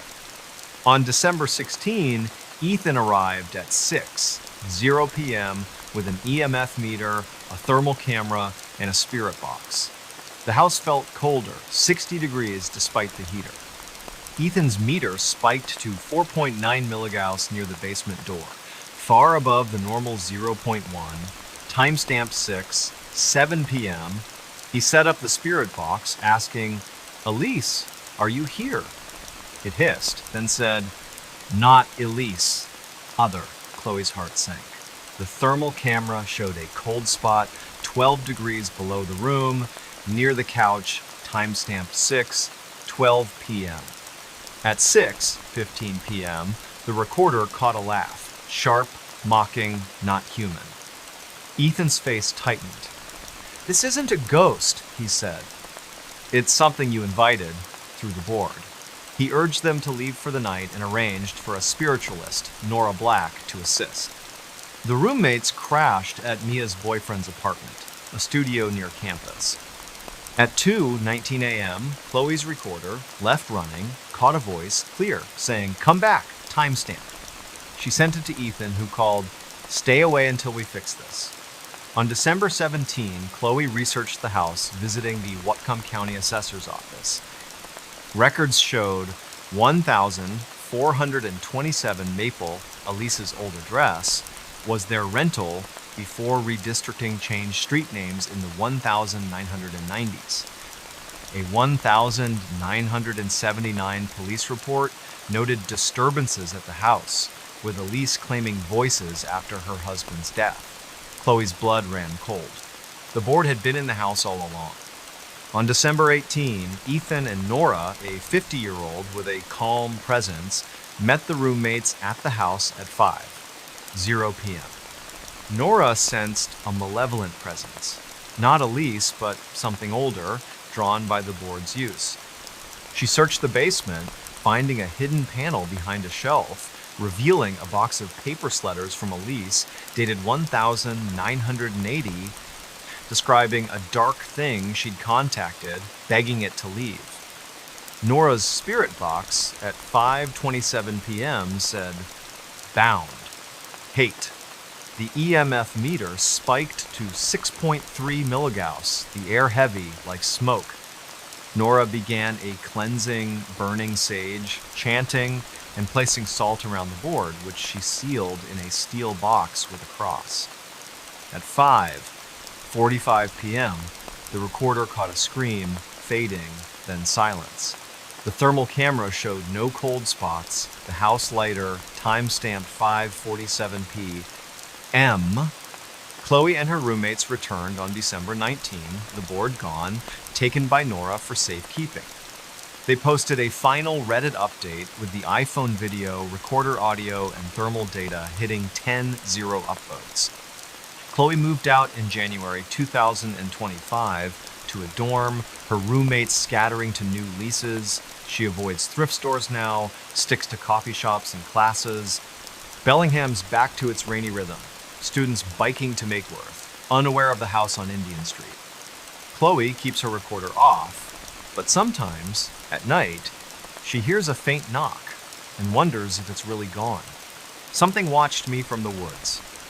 That's the terrifying truth Nathan Brooks uncovered in the early fall of 2024 in a remote corner of Maine called Millinocket, a town of about 0 people nestled near Baxter State Park. Millinocket's a place of dense forests, logging roads, and lakes where moose outnumber tourists. Nathan, a 29-year-old park ranger at Katahdin Woods and Waters National Monument, spent his days patrolling trails and checking campsites. He was no stranger to the wilderness, trained to handle bears, storms, or lost hikers. But on September 28, 2024, during a routine patrol, he encountered something in the woods that wasn't animal, wasn't human, and wasn't leaving him alone. Millinocket's a tight-knit town, with a diner called Ruthie's, a general store stocking ammo and bait, and a history tied to the Great Northern Paper Company, now gone. Nathan lived in a cabin on Golden Road, a dirt track off Route 11, rented for $600 a month. His life was simple: coffee from a percolator, shifts in his Ranger truck, and evenings with his girlfriend Lily, a 27-year-old nurse at Millinocket Regional Hospital. He wasn't superstitious, dismissing local tales of forest spirits or Bigfoot sightings as campfire stories. His job gave him a front row seat to the Katahdin Wilderness, 0 acres of pine, birch, and granite ridges. On September 28, he set out at 6:00 a.m., driving his Ford F-150 to a trailhead near Sandbank Stream, tasked with checking fire pits after a dry spell. He packed a radio, a Nikon D3000 500 camera for documenting violations, a Garmin GPS, a water bottle, and a Glock 19, standard for rangers. The air was crisp, 42 degrees, the sky pink with dawn. He snapped a photo of the trailhead sign, time-stamped 6:07 a.m., and started his patrol, unaware he'd soon wish he'd stayed home. The Sandbank Trail was a 5-mile loop, popular with day hikers, but quiet that morning. Nathan hiked a mile in, his boots crunching on pine needles, the forest alive with birdsong. At 7:15 a.m., he reached a campsite, its fire pit cold, no issues. His Nikon captured the site, time-stamped. But as he turned to leave, he felt it a prickling on his neck, like eyes on him. He scanned the trees, seeing nothing but shadows, his radio silent. He chalked it up to fatigue, having pulled a double shift the day before. At 7:40 a.m., a mile deeper, he found something odd. A pile of stones, stacked like a pyramid, maybe 2 feet high, in the middle of the trail. It wasn't natural, too precise, with smaller rocks forming a circle around it. He took a photo, timestamped 7:42 a.m., his Garmin noting the coordinates 45.9, 17 degrees, 68.8, 53 degree watts. Then he heard a sound, low like a growl, not bear or moose, coming from the woods to his left. He unholstered his Glock, heart thudding, but saw nothing. The growl faded, and he moved on, unsettled. By 8:30 a.m., Nathan was 3 miles in, the trail narrowing, the forest thicker. The feeling of being watched grew heavy, like a weight on his chest. At a clearing near a stream, he found another stone pile, larger, 3 feet tall, with scratches on the rock's lines, curves, almost like letters. He snapped a photo, timestamped 8:35 a.m., and noticed his Garmin glitching, the screen frozen. His radio crackled, spitting static, though he hadn't touched it. He called base. "This is Ranger Brooks, Sandbank Trail, anything on the wire?" No response, just static, timestamped 8:37 a.m. on his log.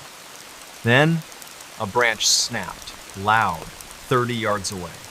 He swung his Nikon, catching a Chapital, maybe 6 feet humanoid, blending with the trees, its edges blurry. The photo, later checked, showed only pines, timestamped 8:39 a.m. Nathan's training kicked in. Don't panic, assess, retreat. He backed away, Glock raised, the growl returning, closer from multiple directions. Nathan hiked fast, aiming for the trailhead, the forest darker despite the morning sun. At 9:05 a.m., his flashlight, clipped to his pack, flickered, though its batteries were fresh. He heard whispers, not words, just hisses, weaving through the trees. He recorded a voice memo on his phone, an iPhone 11. "Something's out here, not animal," timestamped 9:07 a.m. The stone piles appeared again, 3 more, smaller, along the trail as if guiding him deeper. At 9:20 a.m., he reached a fork he didn't recognize. The trail marker's gone. His Garmin was dead, phone at 15%, no signal. The whispers grew, forming a voice, raspy. "Look back." He didn't, running now, his Nikon bouncing, catching blurry shots of trees, time-stamped 9:22 a.m. The shape appeared again, closer, 20 yards behind, its eyes reflective, like coins in the gloom. He fired his Glock, 2 shots into the ground, hoping to scare it. The growl stopped, but the eyes stayed unmoving. At 10:00 a.m., Nathan stumbled into a clearing, not on his map, with a rotting lean-to, its wood blackened as if burned. Inside, he found a rusted knife, its handle carved with symbols matching the stone piles. He took a photo, timestamped 10:03 a.m., and grabbed the knife, his hands shaking. The voice returned louder. "See me now." He bolted, the forest closing in, branches scraping his face. His phone recorded another memo. "It's following, I'm lost," timestamped 10:07 a.m. At 10:30 a.m., he saw the shape again, clearer, its body gaunt, limbs too long, moving jerkily like a puppet. He fired 3 more shots, straight at it, but it vanished, the Nikon catching nothing, timestamped 10:32 a.m. Exhausted, he kept moving, the trail reappearing, impossibly at 11:15 a.m. He reached his truck at 11:45 a.m., locking the doors, his Nikon out of battery, the knife still in his pack. Nathan drove to Ruthie's diner, hands trembling, and called Lily at 12:05 p.m. "I saw something. Meet me." She arrived, seeing his scratched face and torn uniform. They reviewed the Nikon photos, the stone pile stark, the lean-to eerie, but no shape. The iPhone memos were clear, his voice panicked, the whispers faint but audible.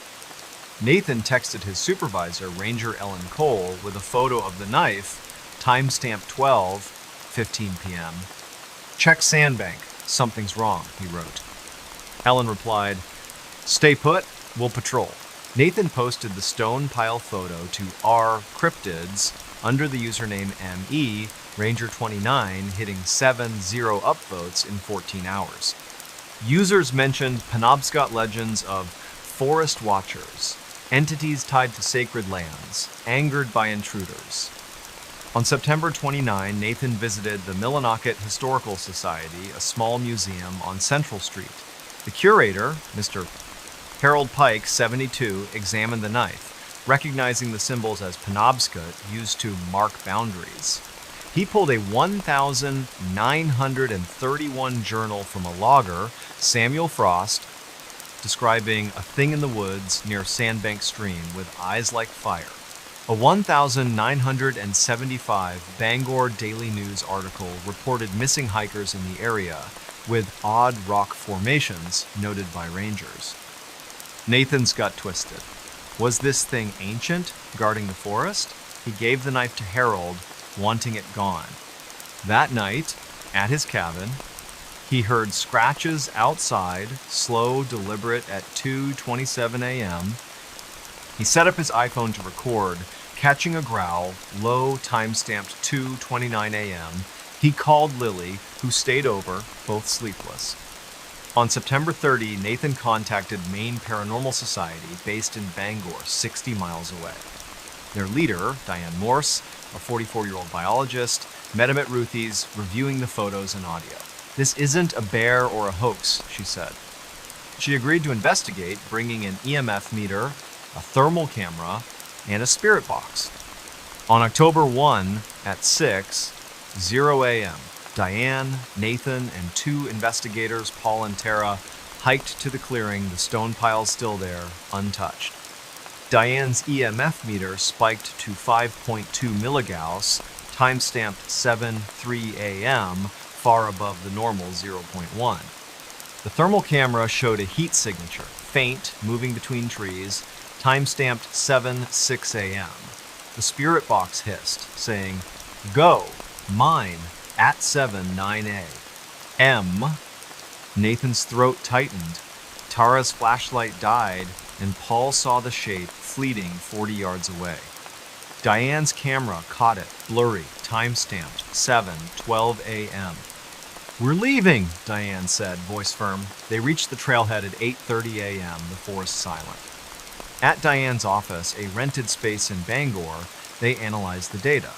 The EMF spikes, thermal anomaly, and spirit box suggested a territorial entity, possibly tied to Penobscot lore. Diane cited a 1990s study by a tribal elder, Mary Sakabason, on land spirits in the Katahdin region, angered by disrespect. "You crossed a boundary," Diane told Nathan. She arranged for a Penobscot elder, Thomas Paul, 68, to perform a ceremony. On October 2, at 5:00 p.m., Thomas met Nathan at the trailhead, burning sweetgrass, offering tobacco, and praying in Penobscot, asking the entity to rest.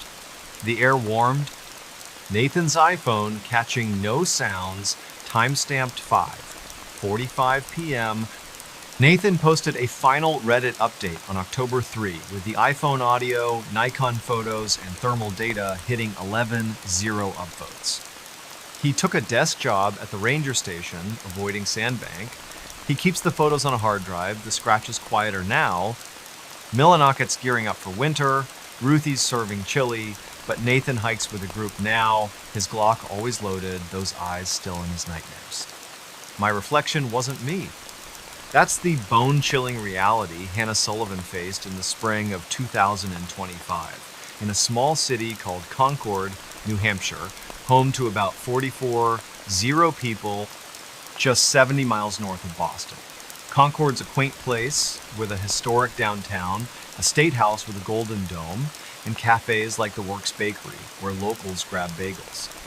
Hannah, A 26-year-old graphic designer working remotely for a Manchester ad agency lived in a one-bedroom apartment on North Main Street, rented for $400 a month. She was practical, not prone to flights of fancy, her life filled with deadlines, yoga classes, and Netflix binges.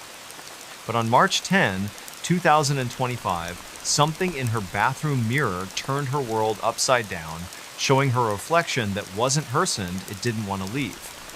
Concord's the kind of town where you can still find farmers markets on Capitol Street, a craft brewery called Litherman's, and trails along the Merrimack River.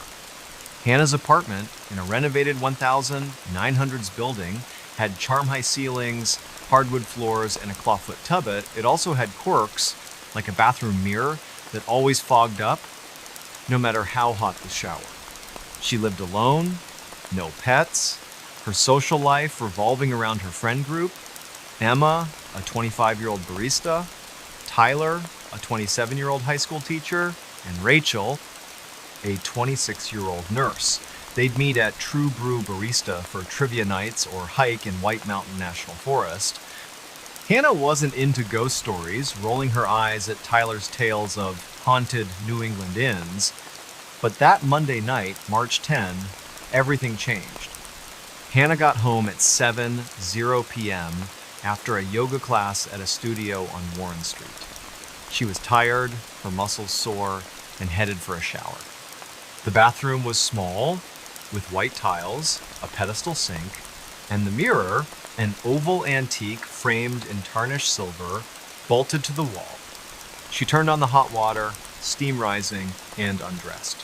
Her iPhone 13 on the sink, playing a podcast about design trends. At 7:15 p.m., she stepped out, wrapped in a towel, and wiped the mirror clear. Her reflection looked normal at first: brown hair, hazel eyes, a freckle on her cheek. But as she reached for her phone, the reflection didn't move. It stood still, staring, its eyes darker, almost black, its mouth twitching into a smirk. Hannah froze, her hand midair, the podcast still playing, timestamp 7:17 p.m. She blinked, and the reflection blinked, but late, like it was mimicking her. She backed away, heart racing, and the reflection stayed, smirking, until she flicked off the light and ran out. Hannah didn't sleep well that night. She locked her bathroom door, a flimsy latch, and texted Emma at 7:25 p.m. Weird mirror thing, freaked out. Emma replied, "Too many horror movies, lol. Call me tomorrow." Hannah tried to laugh it off, blaming exhaustion or the steam playing tricks. But at 2:41 a.m., she woke to a sound scratching like nails on glass from the bathroom. She grabbed her phone, recorded a voice memo, "Something's in there," timestamp 2:42 a.m., and stayed in bed, the scratching stopping after 5 minutes. The memo, later checked, caught a faint whisper, "Look," not her voice. She didn't check the bathroom, keeping the door locked, and worked from her couch the next day, March 11, avoiding the mirror entirely. That afternoon, Hannah called Tyler, who came over at 4:00 p.m. She showed him the memo, his face paling. "That's not normal," he said, but suggested a logical fix: cover the mirror. They hung a towel over it, securing it with duct tape, and tested the bathroom. No sounds, no fog. Tyler stayed for dinner, takeout from Chen's Garden, and left at 8:00 p.m. Hannah felt better, but at 11:15 p.m., the towel was on the floor, the mirror clear, though she hadn't touched it. She snapped a photo with her iPhone, timestamped 11:17 p.m., and saw it. Her reflection, but with those black eyes, head tilted, smiling wider than her face could. She screamed, slammed the door, and called Rachel, who arrived at 11:30 p.m., calming her down. Rachel, practical, said, "Maybe it's the lighting. Let's check tomorrow." On March 12, Hannah bought a digital voice recorder, a Sony ICD UX570 for $79 at Best Buy in Manchester, and a Wisecam V3 for $39, setting it up to face the bathroom door. She hit record at 9:00 p.m., The apartment quiet, the mirror still uncovered, her nerves frayed. At 2:46 a.m., she woke to the scratching again, louder, like claws on metal. The Wise app showed the bathroom door rattling, time-stamped 2:45 a.m., though it was locked. The recorder caught a voice, clear, saying, "See me now, at 2:44 a.m. Deep, not human."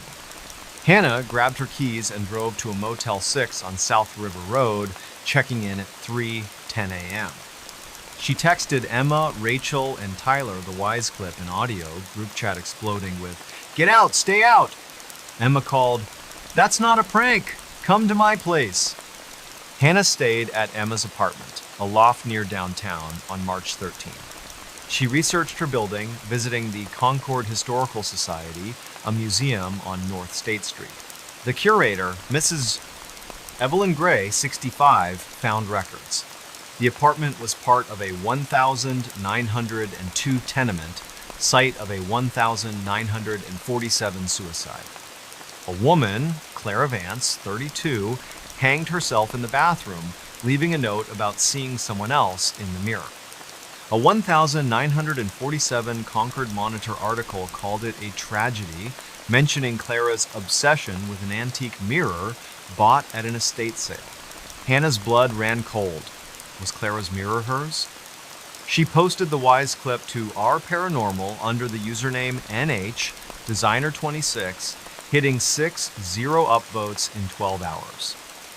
Users speculated about mirror entities, citing New England folklore of spirits trapped in glass.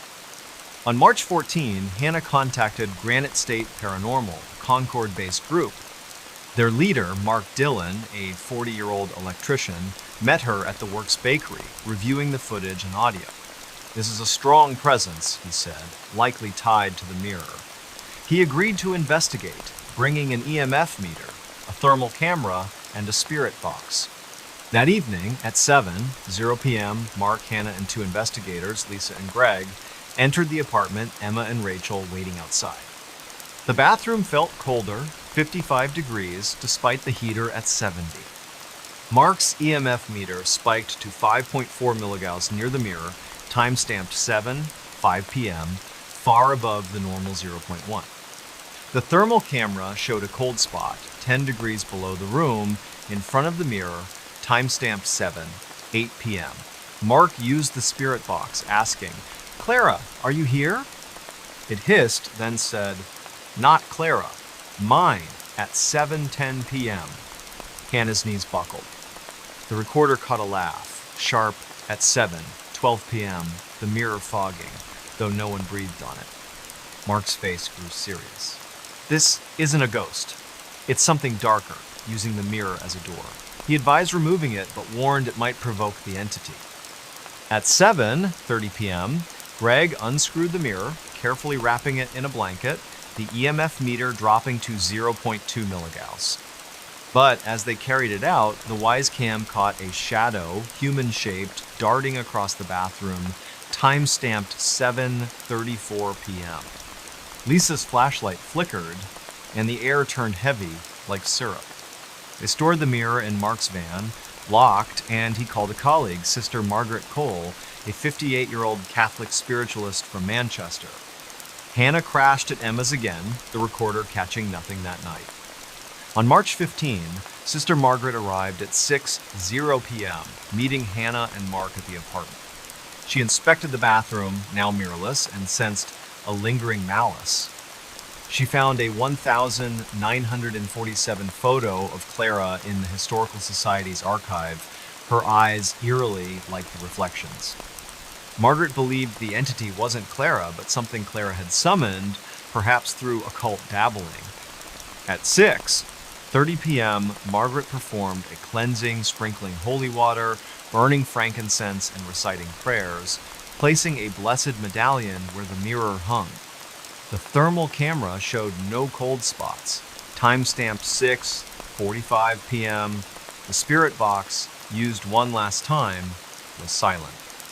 Mark took the mirror to a church in Manchester, where it was destroyed in a blessed fire, per Margaret's advice, on March 16.